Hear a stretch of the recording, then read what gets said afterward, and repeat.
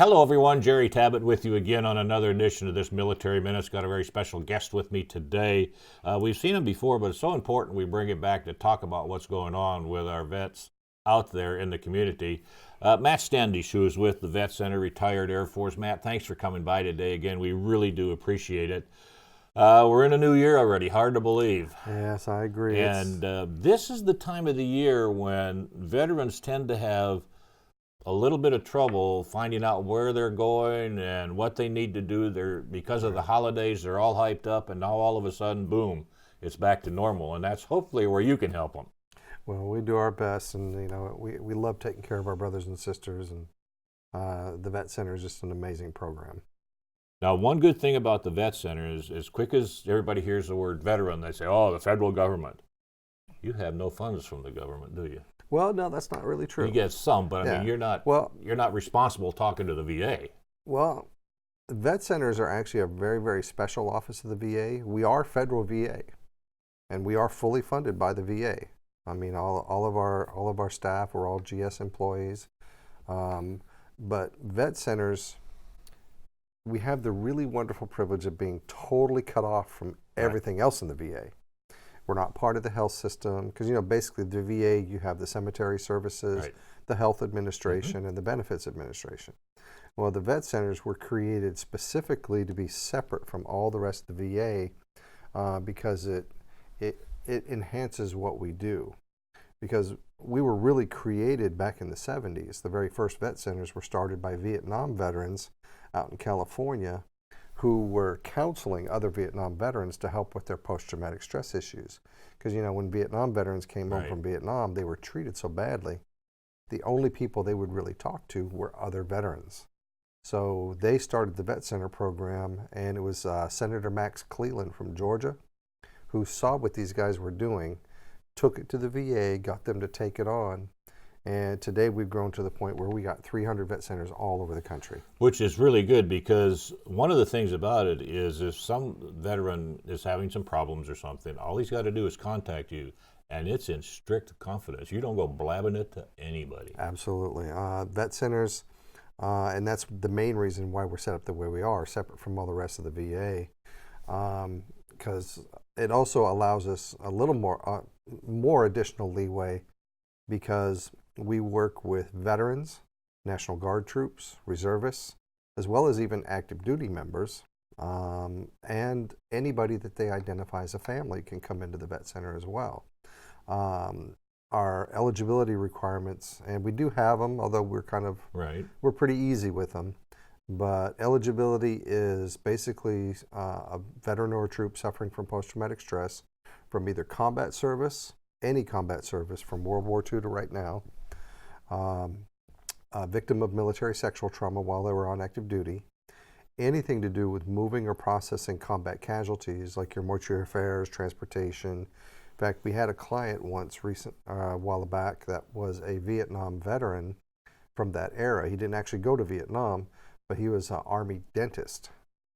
And what his job was in the Army was he was a forensic dentist. Wow. So he was, identifying remains. Right. And it really, it affected him, really hard.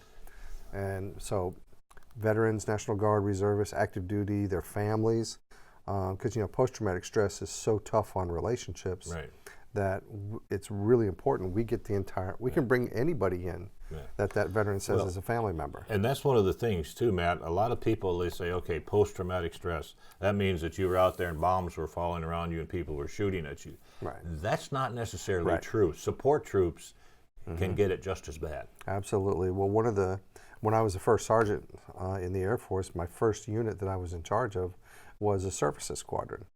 And, they're the people that take care of the dining facility, fitness center, stuff like that. But one of the jobs they have that most people don't know about is mortuary affairs. So when those bodies, they're not in a combat zone, but all of the bodies that come back from the war zone go through a services unit, and my troops were the ones that would handle that stuff. And that kind of thing takes a toll. Stuff to take. Well, let's say somebody's having some problems now, Matt, and he says, well, it doesn't make any difference. Male or female can have the same problems. I just don't feel good. Holidays are over with. I don't know if it's worth it anymore. That's when you can help them. How would they Absolutely. get to you? We're really easy. Vet centers, typically we're open 12 hours a day, Monday through Friday. Most all vet centers have extended hours differently. And like I said, there's 300 of them all over the country. All anybody has to do to get seen at a vet center, and we don't care whether they're eligible or not. We'll make that determination after they come in. But all they have to do to be seen is find a vet center anywhere in the country, walk in the front door. They get to see a licensed professional counselor who was also probably a veteran. And in our case here in Panama City, we are all veterans. We're actually 4 Army, 1 Air Force, 1 Marine. And of course, the number one feature of our vet center is that confidentiality. Anyone who goes to the vet center, even though there's loads of resources available, they can come to the vet center and nobody's ever going to know. Not the VA, not the DOD. And I usually try to stress that we're not trying to replace what's already there, Right. especially with active duty, because like I said, there's loads of resources. Active duty members have Military One Source, they have the MFLAC program, military family life counselors. Every base has a mental health clinic. You have chaplains, which are beautiful resources, but you still have these thousands of troops and veterans out there who won't use those resources. Right, and that's one of the problems. Is you and I understand it because we're both retired from the military, but military veterans just kind of tend to keep stuff to themselves. Yep. They don't really feel comfortable talking to somebody unless it's another veteran. Right. So this is a good first step, because what you can do is after you talk to the individual and see what their individual needs are, Right. then you can help them set up different appointments, right? Absolutely. Well, we can point them in the right direction. Being the only downside of being separate from all the rest of the VA is we don't have access to a lot of things. We can't file claims. Right. We can't make appointments for people with the medical system. But what we can do is we know where those resources are. So no matter what their issue, if they come to the vet center, if it's something that we can't do, we will definitely get them pointed in the right direction, get them connected to the right people. Because Sally is a great resource. I refer so many people over to her, to the Veteran Service Office, to help them get connected into the system. If they have like medical issues too, you can get them going over to call the clinic and that too. Yep. Over here off of Magnolia Beach, right? Yeah, we get them over there, and so they can get set up. Now, once you get someone pointed in the right direction, is that individual free to come back and talk to you, or do they, once you send them out of your office, do they have to go to the facilities that are available for their particular problem? No, they can still come to the vet center for as long as they want. Veterans, our veterans that come to us, don't have to be in the VA system at all, but they can be. Right. Because we do have some who maybe use the VA mental health clinic, or they don't want to make a claim for post-traumatic stress. They want to get their medical care. They can come to the vet center, and then we can take care of that medical side or the mental health side, short of actual medications, because we Right. don't do any medications. Right. We don't do actual diagnosing. But they can supplement the care they get by coming to the vet center. And we won't share our records with Right. the VA health side unless the veteran asks us to. Right. It really is the one reason we keep records, is so that if a veteran wants to make a claim for post-traumatic stress, then they can request our records to be added to their claim and help support that. In the Panama City area, what seems to be the biggest area that's bothering, or the biggest thing that bothers our veterans today where they really need help?